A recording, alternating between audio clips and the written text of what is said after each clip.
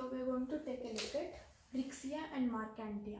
We know that Rixia and Marchantia both come under Hepaticopsida, which are usually liverworts. So basically we are going to talk about these liverworts, and they come under Hepaticopsida. So why are they called liverworts? Because they have some lobe-like structures. Now, the first characteristics of liverworts is that they have thalloid body. Now, what is the meaning of thalloid body?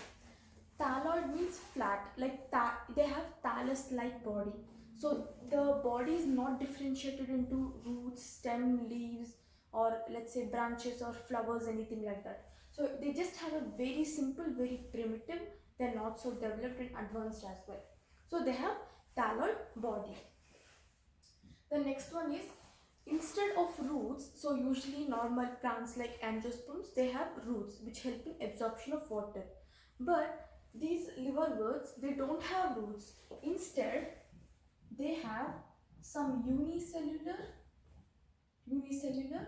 unbranched rhizoids. So they have unicellular unbranched rhizoids. Unicellular means they are made up of just single cell, unbranched, they are not branched. And those root-like structures are called rhizoids, but they are not roots, they are basically false roots. So we can mention it here. Those are false roots. So these are rhizoids. The next thing, their habitat, they usually live in damp and moist areas. Damp, moist and shady areas basically. They also live on bare solid ground, rocks and soil and many other places.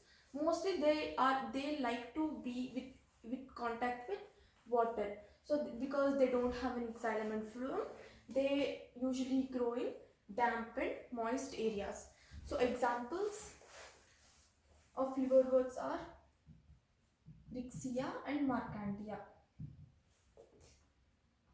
There is one more which is called Spherocarpus, but we are not going to talk about that in today's video. So we are going to talk about Rixia and Marchantia. These both are liverworts. Now, one more thing about these liverworts, they show dichotomous branching. Dichotomous type of branching. Now, what is the meaning of dichotomous type of branching? Dichotomous means every branch divides into two. So basically there is like a bifurcation which is being formed there. So examples are Rixia and Marchantia. We are going to take a look at their structures as well. So first, Rixia somewhat looks like this. So we have mentioned that they have dichotomous type of branching. So see, look at this, they look like lobes, that means they are liverworts, and they show like each one is growing on another. That means usually they show rosette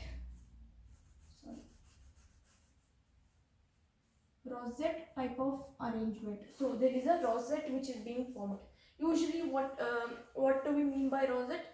Rosette means like a rose type of decoration which is in the form of a rose, usually with a ribbon. But when we are talking about in case of liverworts, rosette means this. So we have a bigger one, and there is one more lobe which is being grown on that branch only. So the same thing here as well. So there are two branches which are being formed. Now coming to the dorsal and ventral sides. Dorsal and ventral, and this rosette type of arrangement is only in case of Rixia. Coming to Marchantia, they don't have any rosette like appearance, they just have ribbon type of appearance. So here we have rosette, and here in case of Marchantia there is ribbon like appearance. Now coming to dorsal and ventral structures of these two plants, Rixia and Marchantia. Now, so Dorsal. What is the meaning of dorsal? Dorsal means from the upper side. Ventral means from the downside. Coming to this Marcantia's bill. So this is again dorsal. This is ventral. So above, dorsal means above, ventral means from the view of below. So in dorsal, so in case of Rixia, there is a midline here like this. Here also. And here as well.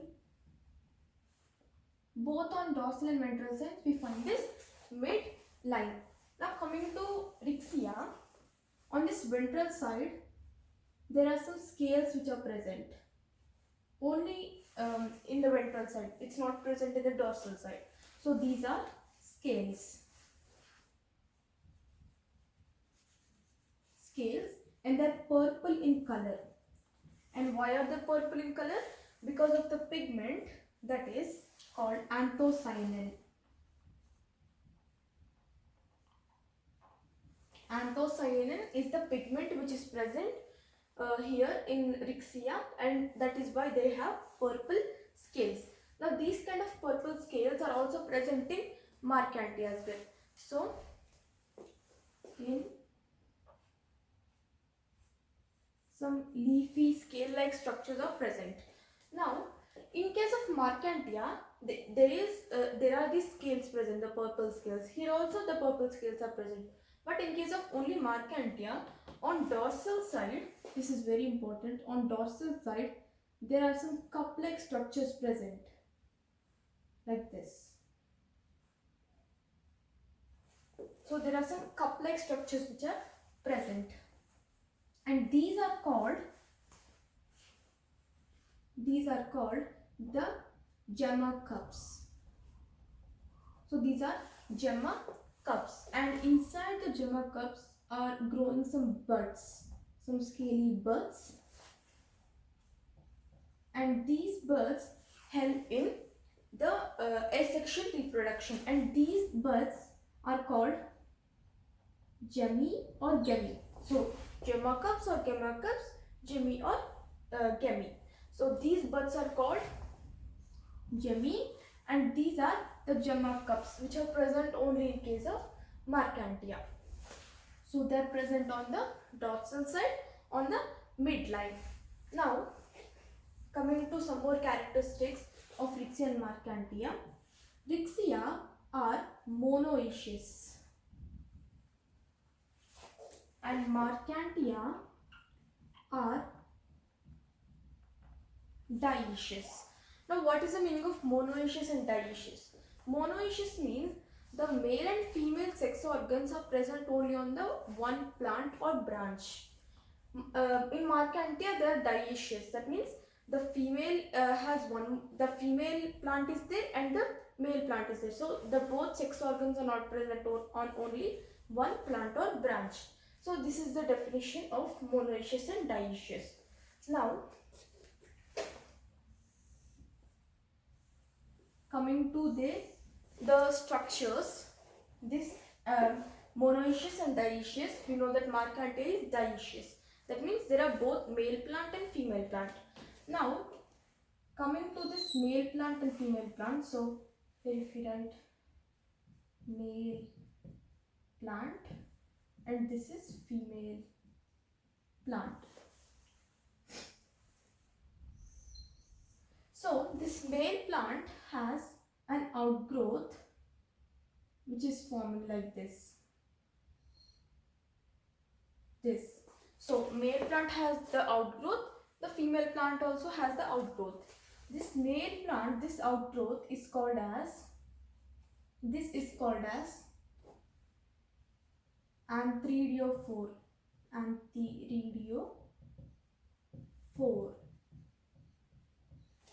And this is called as archogeniophore.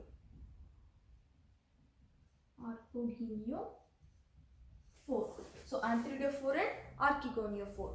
Now here in case of male plant there is a little flower like thing which is present. So here we have flower like thing, and there is this round structure here, and around that we have petal like things, like leaf like things, and these are usually 9 in number. So 1 2 3 4 5 6 7 8 and 9. So you can extend it a bit like this. So, and below this are present the male sex organs, which are called antheridium. Coming to female, the same thing. Again we have this round structure, but in case of female plant, the shape of these petals, these are not actually flowers, but we are just referring as petals because they look like those structures. So these are not in petal like shape, they are more or less like this, and they are also 9 in number. So we have 1 2 3 4 5 6 7 8 9.